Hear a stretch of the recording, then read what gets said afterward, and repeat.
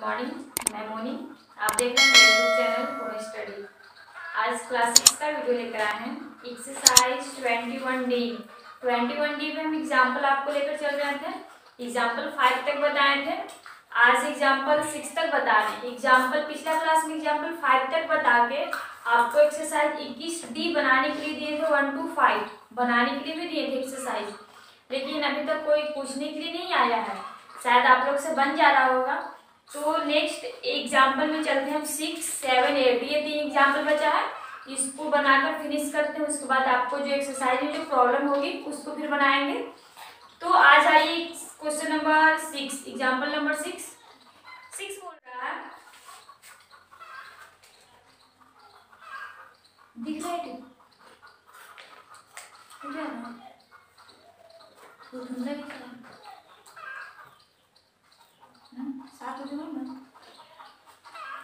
ये question number 6 बोल रहा है, the total cost of flooring a room at 85 रुपए पर मीटर स्क्वायर इज 5100 रुपए if the length of the room is 8 metre, find its breath.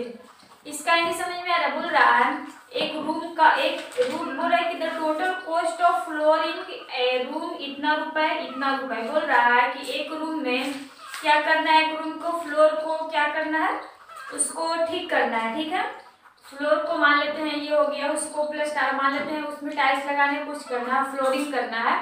तो उसको बोल रहा है कि रूम में 1 मीटर में कितना रुपए लग रहा है, 1 मीटर स्क्वायर में 85 रुपए लग रहा है।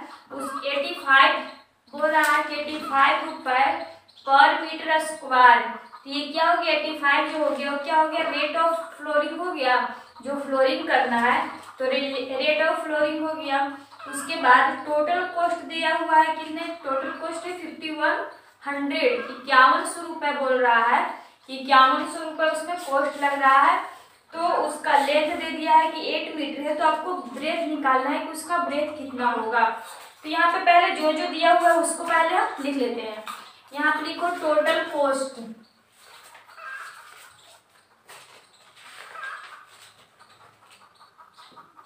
टोटल कॉस्ट ऑफ फ्लोरिंग,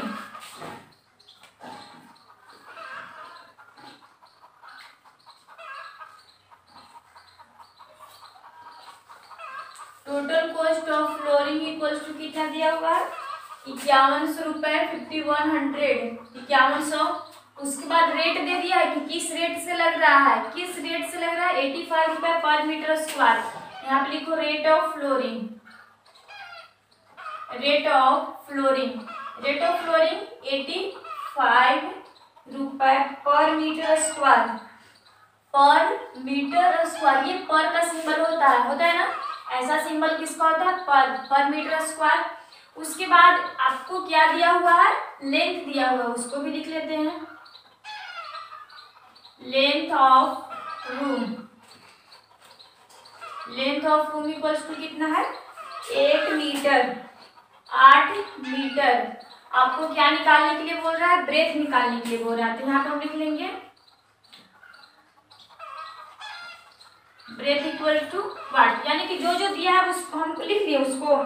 अब इसके बाद याद कीजिए, इसके बाद हम क्या करते थे, आपको कॉस्ट दे दिया है, रेट दे दिया है, तो कॉस्ट और रेट दे देता है तो किसी भी रूम में, या तो फिर हम किसी भी रूम हो, या तो स्क्वायर शेप में हो या तो रेक्टेंगल शेप में, ठीक हो, उस रूम में मुझे टाइल्स लगाने के लिए हो या तो फिर मार्बल लगाने के लिए हो, तो अंदर में कोई सामान लगाते हैं तो उसका हम क्या निकालते हैं, एरिया निकालते हैं ना। तो हम एरिया निकालते हैं, यहाँ से एरिया यहाँ पे निकालेंगे, एरिया ऑफ फ्लोर यहाँ पे निकाल देंगे, क्योंकि इसके बाद हम एरिया ही निकालते हैं ना। निकालेंगे area of floor,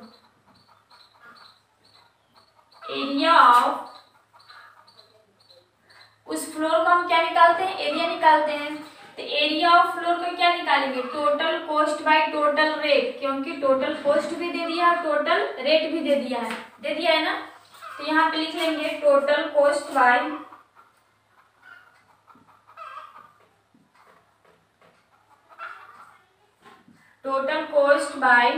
total cost by total rate. तो यहाँ पे निकालेंगे टोटल कॉस्ट आपका कितना है 5100 बाय रेट, किस रेट से 85 रुपए। इसमें अब हम ये करेंगे, इसको काटेंगे, कैसे काटेगा देखिए। तो 5 से कट रहा है, 5 से इसको काटेंगे, 5 1 जा 5। अच्छा अगर हम नहीं भी काटते हैं तो यहाँ पे कैलकुलेशन तो आप कर सकते हैं, इतना तो आप कर सकते हैं ना। हम इसको बस समझा रहे हैं कि किस प्रोसेस समझा रहे हैं कि कैसे कैसे बनेगा, ठीक है। एरिया ऑफ फ्लोर कितना आया 120/17। उसके बाद लेंथ भी आपको दिया हुआ है, यहाँ से ब्रेथ निकल जाएगा, ब्रेथ ऑफ रूम यानी कि ब्रेथ किस शेप में है, रेक्टेंगल शेप में है। तो ब्रेथ ऑफ रेक्टेंगल का ब्रेथ लिखवाए थे कि जब आपको लेंथ एरिया मालूम रहेगा, लेंथ मालूम रहेगा, तो अगर पूछेगा ब्रेथ ऑफ रेक्टेंगल का ब्रेथ का फॉर्मूला क्या होगा, तो एरिया बाय लेंथ। यहाँ फॉर्मूला लिख दीजिएगा, एरिया बाय लेंथ। अब इसी फॉर्मूला पे हम बैठाइए, एरिया आपको कितना आया है 120/17 बटा लेंथ आपको कितना दिया हुआ है 8 मीटर। 8 मीटर यहाँ पे लिख दिए, यहाँ पे कुछ नहीं तो 1 है, इसको सिंपल डिवाइड के रूप में करते हैं, गुन्ने 1 ऊपर जाएगा 8, ऐसे हो जाएगा। इसको काटेंगे, देखिए तो ये कट रहा है 2 से, 2 4 जा 8, 2 6 जा 12 0, अभी भी कट रहा है 2 2 जा 4, 2 3 जा 6 0, 2 से कट जाएगा 15 बार में, ये तो कितना है कि आपका 15/17, 15/17 आया। तो इससे डिवाइड करेंगे तो ये आएगा किस में आएगा, डेसिमल में आएगा, डेसिमल में आएगा। वो क्या हो जाएगा आपका ब्रेथ हो जाएगा। वही ब्रेथ आपको पूछ रहा है कि ब्रेथ कितना मीटर आएगा, तो जो डिवाइड करके आएगा वो ब्रेथ हो जाएगा। तो यहाँ पे आप, ये था एग्जाम्पल नंबर 6। अब एग्जाम्पल नंबर 6 समझ में आ गया होगा। कहीं पे आपको हो सकता है इधर काटने में, गुना करने में हो सकता है कहीं पे गलती होगा, आप वो खुद से बना लीजिए, खुद से देख लीजिएगा यहाँ पे गलती होगा, लेकिन प्रोसेस आपका सेम ही रहेगा। प्रोसेस में कोई गलती नहीं की, प्रोसेस यहाँ प्रोसेस जो लिखाया हुआ टोटल कॉस्ट लिखाएगा, उसके बाद रेट लिखाएगा, जो दिया हुआ है गिवन में उसको पहले हम लिख लेते हैं, और जो जैसे आपको लगाने के लिए रहेगा जो फॉर्मूला हम लगाएंगे, यहाँ पे हो सकता है इधर काटने में गलती हो तो आप उसको सुधार लीजिएगा। ऐसे भी इससे आपको समझना है कि ऐसा अगर आपको एक्सरसाइज में क्वेश्चन मिलेगा इससे रिलेटेड क्वेश्चन, तो आपको बनाने के लिए रहेगा। तो ये एग्जाम्पल नंबर 6 समझ में आ गया। अब आते हैं एग्जाम्पल नंबर 7 में। एग्जाम्पल नंबर 7 बोल रहा है, a room is 8 metre long and 6 metre wide, its floor is to be covered with rectangular tiles of size 25 cm by 20 cm. How many tiles will be required? Find the cost of these tiles at 25 रुपए per tiles. यहाँ पे question बोल रहा है कि एक room है जिसका लंबाई 8 मीटर और 6 मीटर चौड़ाई है। उसके बाद बोल रहा है if its floor is to be covered, इसके फ्लोर को, जमीन को कवर करना है, ढकना है, किससे, with rectangular tiles of size 25 centimetre and 20 centimetre. उसको किससे ढकना है, टाइल्स से ढकना है। इस जमीन पे टाइल्स लगाना है और उस टाइल्स का लंबाई 25 सेंटीमीटर और चौड़ाई, टाइल्स लगाना है और टाइल्स का क्या है, लंबाई 25 सेंटीमीटर और चौड़ाई 20 सेंटीमीटर है। तो बोल रहा है कि how many tiles will be required, उसमें टाइल्स लगाने के लिए मुझे कितना टाइल्स चाहिए। बोल रहा है कि find the cost of this tiles at 25 रुपए पर टाइल्स, यानी कि एक टाइल्स लगाने में कितना रुपए लग रहा है, 25 रुपए लग रहा है। तो इसमें आपको नंबर्स ऑफ टाइल्स लगाना है कि कितना इसमें टाइल्स लगेगा। तो जहां से भी हाउ मेनी क्वेश्चन करके पूछता है तो वहां पे हम डिवाइड करते हैं। तो डिवाइड लास्ट में ना, सबसे लास्ट में करेंगे ना। सबसे पहले हम क्या करेंगे, टाइल्स लगाने के लिए रहता है या मार्बल लगाने के लिए रहता है, तो हम सबसे पहले क्या करते हैं, उसमें एरिया निकालते हैं। लेंथ ब्रेथ तो लिख लेते हैं, तो लेंथ ब्रेथ लिखने के बाद एरिया निकालते हैं। तो यहाँ पे देखिए, हम यहाँ पे लिखेंगे जो जो गिवन में दिया उसको लिख लेते हैं, length of room and breadth of room.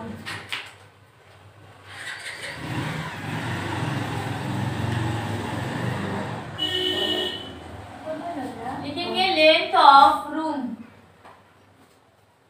Length of room equals to कितना है, ब्रेथ ऑफ रूम,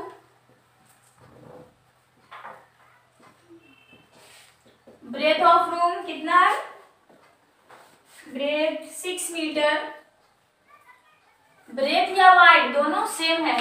तो हम बोले यहाँ पे कि लेंथ, जब टाइल्स लगाने के लिए रहता है तो उसका पेरीमीटर नहीं निकालते हैं, क्या निकालते हैं, एरिया निकालते हैं। तो यहाँ पे निकालेंगे area of room, area of room, area of room यानी कि area of rectangle. Area of rectangle का फॉर्मूला क्या होता है, L इंटू बी। लेंथ कितना है, 8 इंटू 6,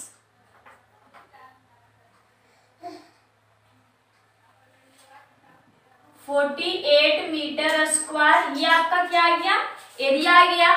उसके बाद हम किसका लेंथ ब्रेथ लिखेंगे, टाइल्स का, क्योंकि उसमें टाइल्स लगाना है, उसका भी तो लेंथ ब्रेथ दिया हुआ है ना।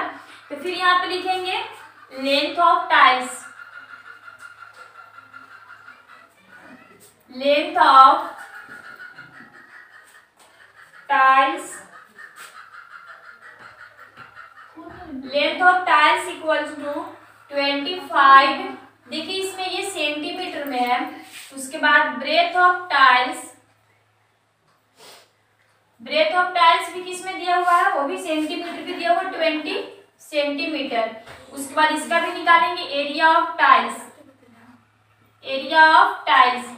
तो यहाँ पे एरिया भी टाइल्स निकालना है तो भी किस में लिखेंगे, L इंटू बी, क्योंकि जब आपका लंबाई दे दिया और चौड़ाई दे दिया कि ये किस शेप में है, रेक्टेंगल शेप में है। तो एरिया ऑफ रेक्टेंगल क्या हो जाएगा, L इंटू बी। एल आपका कितना है, 25, और इंटू ब्रेथ कितना है, 20। अब ये दोनों देखिए तो सेंटीमीटर में है, तो इस सेंटीमीटर को हम यहाँ पे मीटर में बदल दें, दोनों को 100 से डिवाइड कर 100 से डिवाइड करते हैं। यहाँ पे काटेंगे 10 से 10 कैंसिल, इसको काटेंगे 2 5 जा 10। अब इसको काटेंगे 5 से काटेंगे 5 5 जा 25। देखिए यहाँ पे 5 से 25 कितने बार में काट दिए, 5 बार में काट दिए। 5 से इसको काटेंगे 5 2 जा 10 0, यानी कि यहाँ पे 5 1 जा 5। यहाँ पे काट कर आपको कितना गया, 1/20, 1/20, 1/20 क्या है, ये एरिया ऑफ टाइल्स, ये टाइल्स का एरिया आया।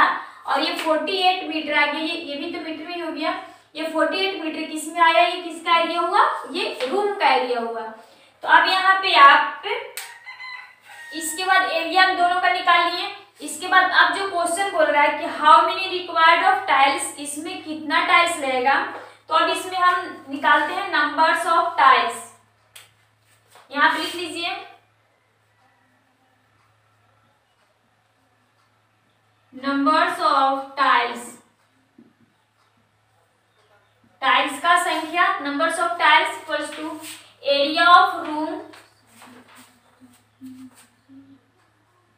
डिवाइड करेंगे area of room by area of tiles, area of tiles.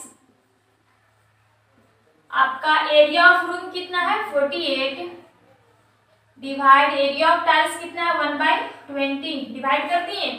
अब इधर आइए, यहाँ पे देखिएगा बना रहे,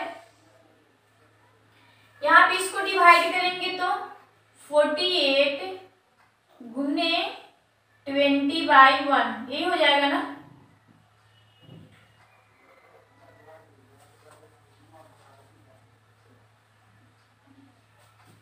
अब आफ्टर ऑल लास्ट में क्या हो जाएगा, गुना हो जाएगा दोनों में।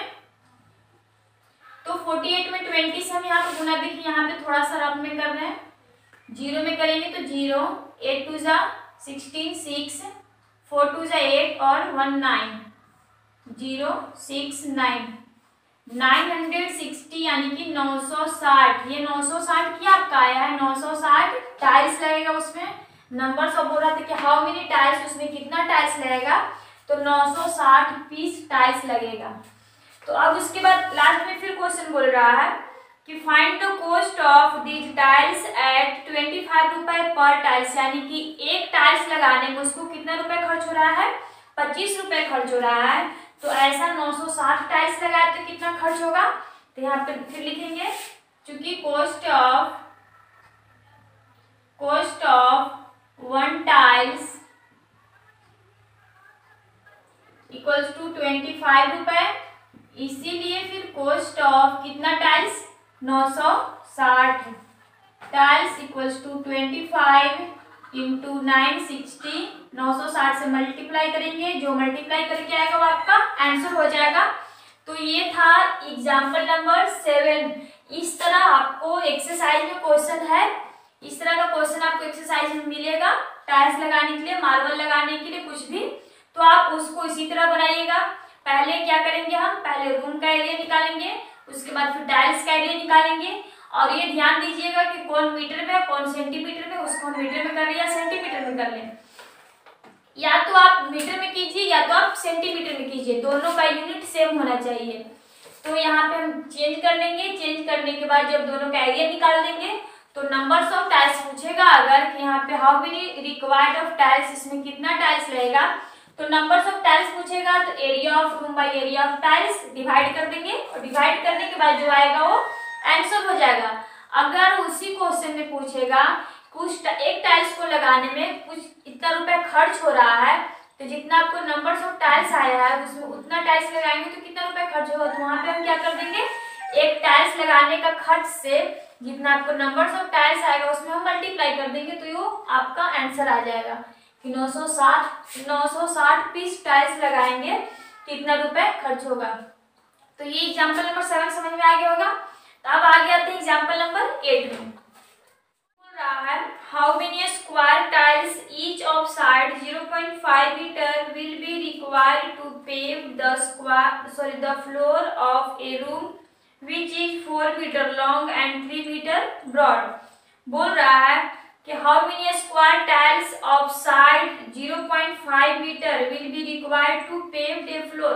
बोल रहा है कि एक रूम को, फ्लोर को, सतह को ढकना है, पेव्ड मतलब उसको ढकना है, वो भी किस शेप में टाइल्स को है, स्क्वायर शेप टाइल्स है। जो अभी ऊपर में एग्जांपल नंबर 7 बताया उसमें टाइल्स ही लगाना था, लेकिन वो किस शेप में था, रेक्टेंगल शेप में था, क्योंकि उसका लेंथ और ब्रेथ दोनों दिया था, साइज दिया था ना। लेकिन यहाँ पे स्क्वायर शेप में बोल दिया है कि हाउ मेनी स्क्वायर टाइल्स, यानी कि उसमें कितना स्क्वायर टाइल्स और ईच साइड 0.5 मीटर, यानी कि एक का साइड दे दिया 0.5 मीटर, तो आपको उसमें स्क्वायर शेप का टाइल्स है वो कितना लगेगा, जबकि रूम 4 मीटर लंबा और चौड़ा 3 मीटर है, यानी कि एक रूम का लंबाई 4 मीटर है और चौड़ाई 3 मीटर है।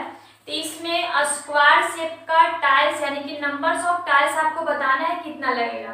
तो उसी तरह करेंगे जैसे हम अभी क्वेश्चन नंबर 7 बताया, उस तरह एग्जाम्पल नंबर 8 भी बनेगा। सबसे पहले लेंथ ऑफ रूम लिख लेंगे।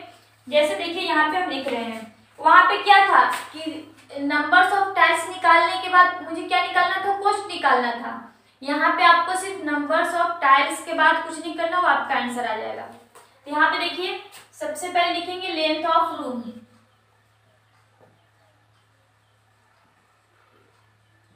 Length of room equals to कितना है, 4 मीटर। उसके बाद ब्रेथ ऑफ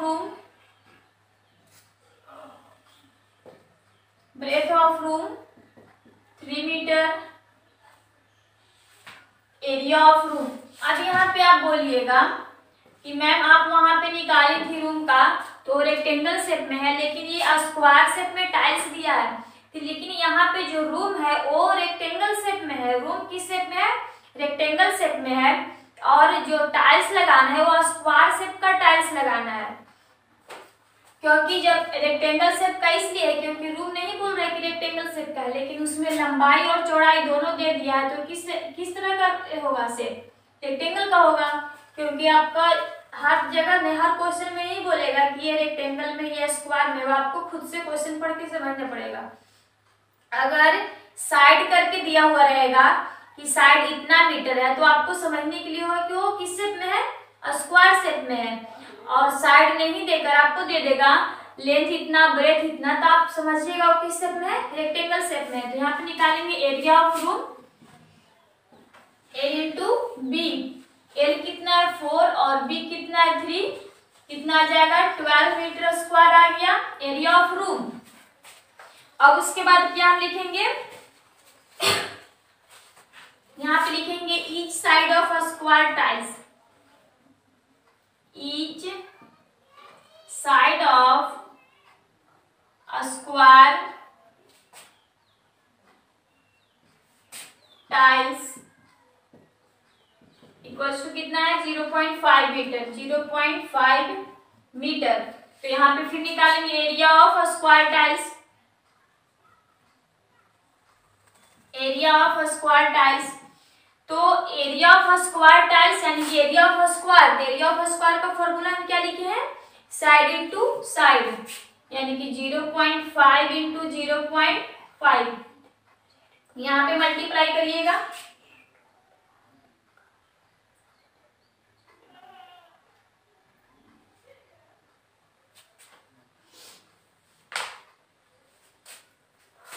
ये ऐसा, इसको डायरेक्ट हम चेंज कर ले, मीटर है और उसके बाद डेसिमल भी है, तो यानी कि 5 बाई कितना होगा 10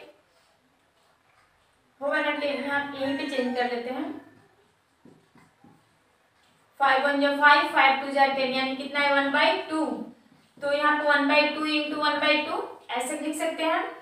तो यहाँ पे गुना करेंगे तो कितना जाएगा 1/4 मीटर स्क्वायर होगा। हम यहाँ पे 1/4 मीटर स्क्वायर निकालिए। उसके बाद निकालेंगे नंबर्स ऑफ टाइल्स, क्योंकि पूछ रहा है कि हाउ मेनी टाइल्स, उसमें कितना टाइल्स लगेगा। Numbers of tiles